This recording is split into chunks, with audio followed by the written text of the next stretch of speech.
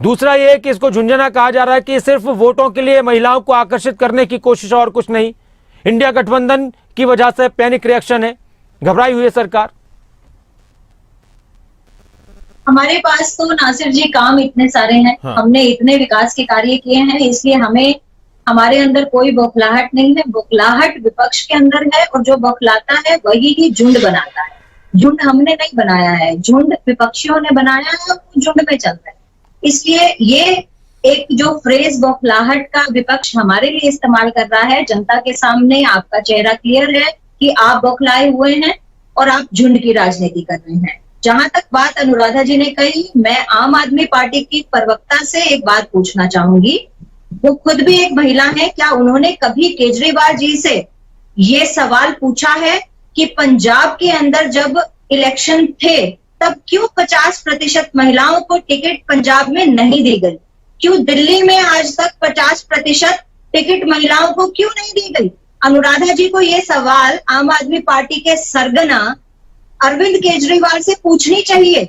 झुंझुना तो आपके हाथ में दिया हुआ है अनुराधा जी की आपको टिकट मिलेगी, लेकिन 33% आरक्षण हमारी सरकार लाएगी तो आपका सपना पूरा हो पाएगा। अदरवाइज तो अरविंद जी ने भी आपको झुंझुना ही देकर रखेंगे।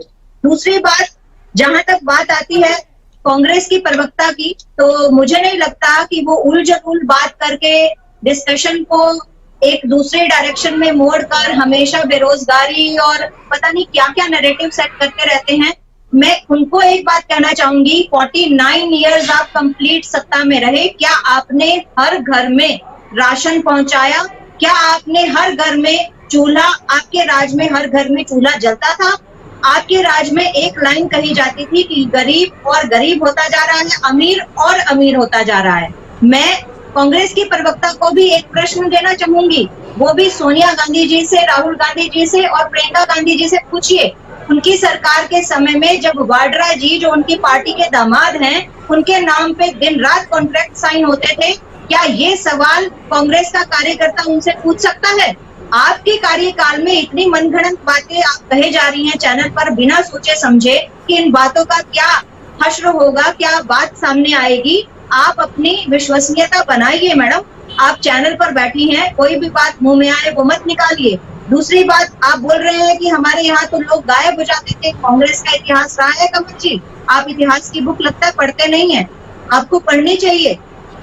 रातों रात लोग गायब कांग्रेस की सरकार में हुआ करते थे, ना कि भाजपा की सरकार में। इसलिए आज लोग, दादागिरी से सत्ता पे राज कौन करता था? थानों में दादागिरी किसकी थी? कांग्रेस के समय में थी। हमारे समय में तो महिलाएं सुरक्षित तरीके से थानों में जाकर, महिला थाने किसने खुलवाए? थानों में जाकर आज एफआईआर दर्ज कराती है, ऑनलाइन एफआईआर कराती है। अब हम कंक्लूड भी करेंगे कि प्रतिक्रिया आप सभी किया है। हाँ। ये सुरक्षा का दायरा नासिर जी भारतीय जनता पार्टी की सरकार ने दिया है। कांग्रेस महिलाओं नेहा दमन जी। हाँ। नासिर जी, मैं ये कहना चाहूंगी कि अमित शाह जी ने आज अपने जो सत्र में अपना वक्तव्य दिया था उसमें ये बात कही थी कि तड़ी पार आगे और वो बताएंगे। मैम आप उनको बोलने दीजिए अब बीच में प्लीज। हाँ नेहा दमन जी बोलिए आप। हमारी 3 जो कैटेगरीज हैं, जनरल, एससी और एसटी, इसमें जो सदन के अंदर जो प्रतिनिधि है वो इन कास्टों का है, और इन तीनों कैटेगरी में ही महिला आरक्षण का 33% आरक्षण जो है वो इन तीनों कैटेगरी में रहेगा। ठीक है, और इसके साथ साथ जो बात हो रही है कि आज बहुत ही ऐतिहासिक पल है, और मैं महिला होने के नाते, राजनीतिक क्षेत्र में होने के नाते, सामाजिक क्षेत्र में होने के नाते आज मेरे लिए ये बहुत ही खुशी मनाने का पल है। और मैं नहीं चाहूंगी कि इस पल को मैं इस तरह की डिस्कशंस में या मीन में निकालकर इसका जो माहौल है वो खराब करूं। और मैं यही चाहूंगी कि देश की हर महिला को आज का दिन बहुत ही खुशनुमा मनाना चाहिए, क्योंकि जेंडर इक्वालिटी को सुन नहीं पा रहा मुझे, I am not able to ma'am, nobody is audible to me. Okay ma'am.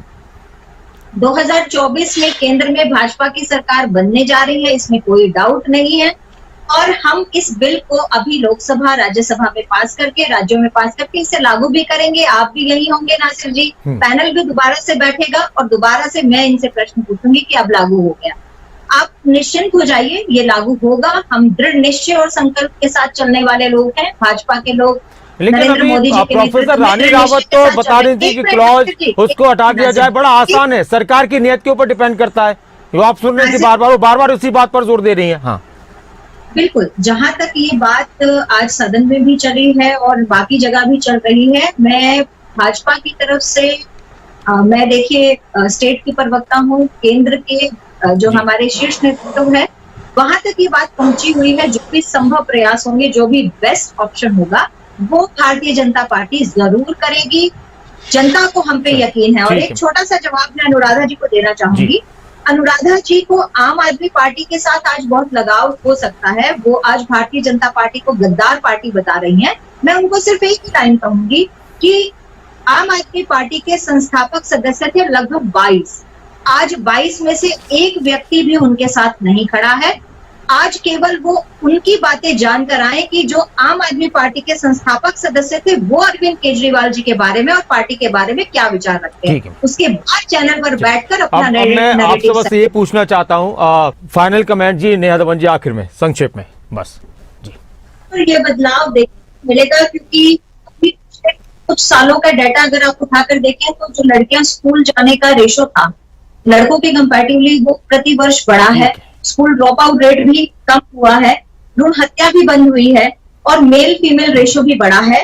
तो महिला सशक्तिकरण तो हो रहा है और इस बिल के पास होने के बाद, कानून बनने के बाद, निश्चित तौर पर महिला की हमदर्द है और राजनीतिक क्षेत्र में उनके सुख दुख को भी समझेगी। और ये बहुत बहुत शुक्रिया नेहा धवन जी।